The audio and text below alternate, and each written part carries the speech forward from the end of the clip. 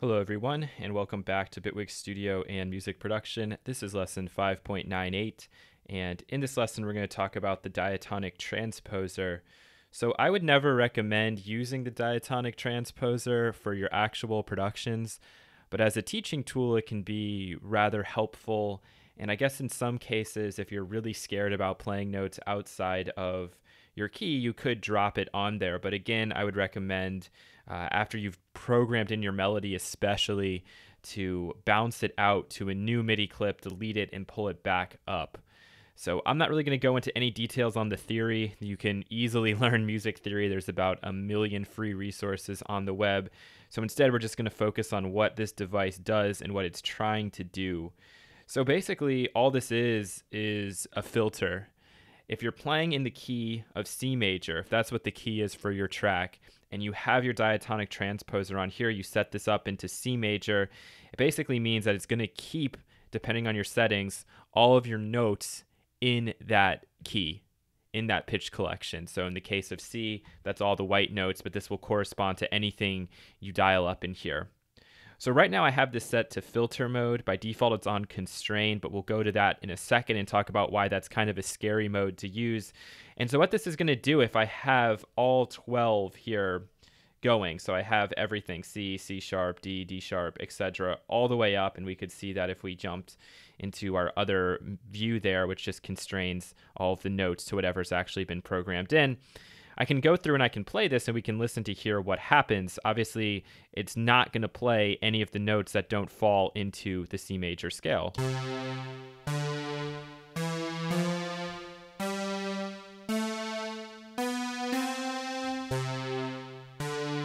And what I want you to also watch is you can see that there's MIDI data coming in the entire time, but it's only outputting in the notes that correspond to C major.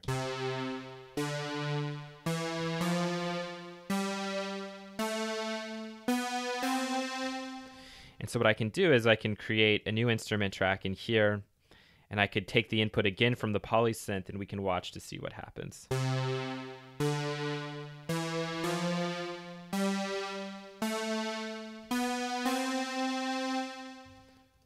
And as expected, we have all of the notes from C major, like so. Now, if I wanted, I could take this, option it over, and let's change this up into C natural minor here.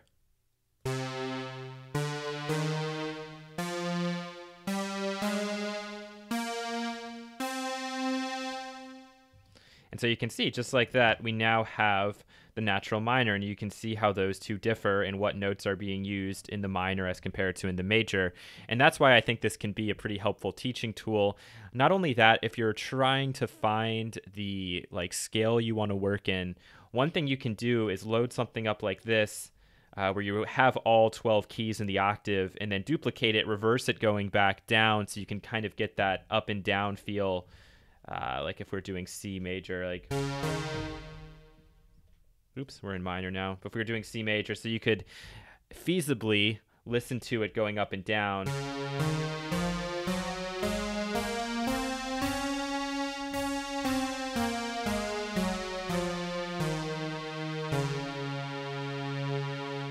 And then if you had it set up like so, you could actually just change this and hear the differences. The issue with that is in some cases you'll have those notes playing back to back, and sometimes you won't. So it won't be consistent, but you can at least get a little bit of a feel for the various keys that you have access to. So if I change this up to D here, we'll now be able to hear D major. Let's just record it one more time so you can see what I mean.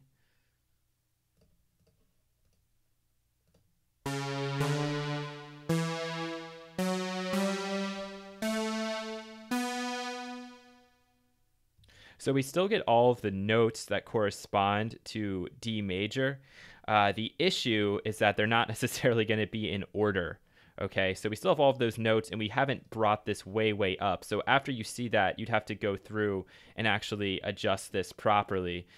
So I would actually have to take this and pull it up the octave and then shift it over so that we could actually go up in order. So that's something to consider there. But if you know that you're going to be working in D, E, F, G, and you're just trying to then decide major, minor, Dorian, Phrygian, Lydian, etc., you can start on that note, right? So I could just take this and shift everything up by 1, and then I could listen through to the various options. So we also have the choice of our different modes here, and you can experiment with these if you want, and we can just mess around. Let's try Phrygian.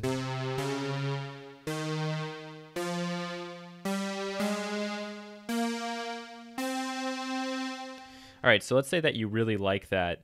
What you can now do as kind of a reference for yourself in the track that you're writing is go in, record this.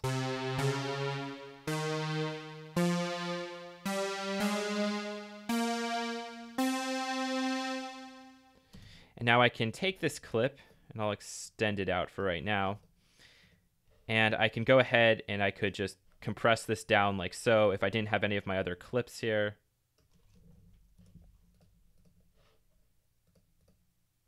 Boom. All right, so now I can go in, shuffle these over.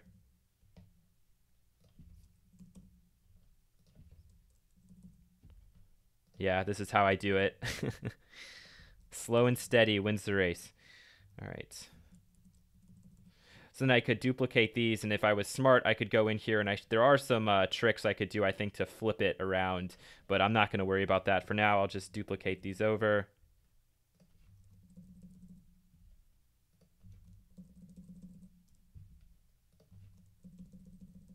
And once this is done, we're going to have the C Phrygian playing back.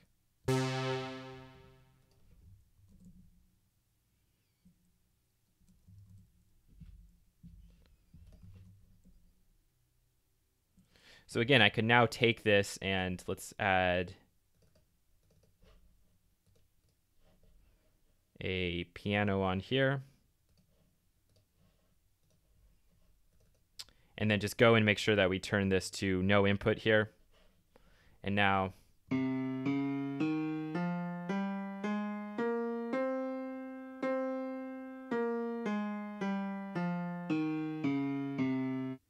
we have our C Phrygian like so. So what about some of these other modes? We have a mode that's called keep mode. And now if you're not using any modal shift, this isn't going to make that much of a difference because we're on, let's go to C major. If I'm playing now,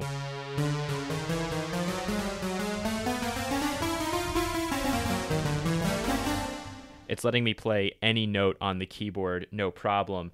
And I have no idea now, am I playing things right? Am I playing things wrong? But a cool trick is to take the mode shift. Let's put this up to 12. All right, so now if we play any note in the key of C major, it's going to be up 1 octave.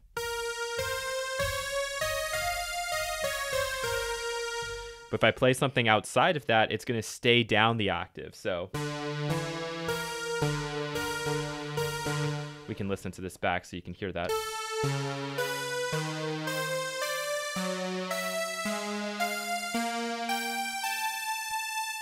And obviously, if we recorded that onto a MIDI clip, we'd be able to see what we played right and what we played wrong. So in a lot of cases, I actually think this might be the smartest thing to use if you are trying to play and you don't want to make any mistakes. This way, you still have access to all of the keys, and if you do have some keyboard knowledge, you probably won't make that many mistakes anyway, but this gives you that little extra safeguard to go back and say, oh, okay, I missed that. Where does this need to go, right? So if I'm playing through like... oops, okay, I hit that note. Maybe I want it to be here, or maybe I want it to be down here. That's a pretty cool effect there. Last but not least, we have constrain. Constrain is kind of a dangerous one to work with, but it's the one that most people choose to use. Because if you're playing a melody in and you hit a wrong note, it actually will snap that note to the nearest place in the actual scale. So if I'm playing...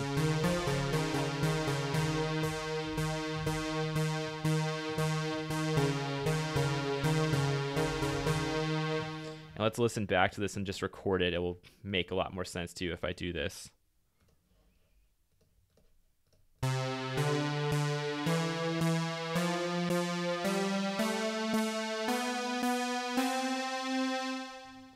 So you can see that as we were ascending there, it pretty much just snapped anything that was out and it put it up a semitone. So instead of the second note playing that C sharp, it raised it to a D. And it did that all the way through. And if you want, you can also experiment with sending this back down and watch to see what it does. But I'm pretty sure it's just going to look identical to this. In fact, why don't we try that out just quickly, because I'm also interested to see what happens here. So I'll go in here. Let's see what happens if I try to flip it.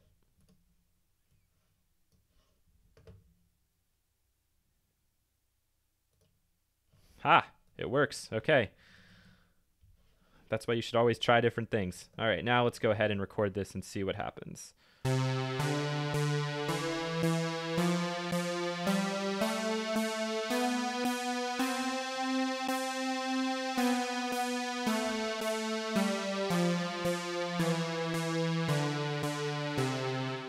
So obviously sorry about that, guys. Obviously there is a problem with kind of using this, because as you ascend or descend, it always snaps everything the same way.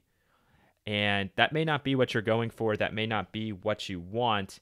And so I would be very careful about using this particular mode. I actually think that using keep and filter are smarter. Those are going to teach you how to actually play the various pitch collections as well. Because if you're on filter and you're trying to play something back and you're not hearing anything, you're going to have to figure out real quick what are the correct notes for you to play. Okay, so really there's not that much else apart from that. Hope that was helpful for you, and you'll hear from me again in the next lesson. Take care.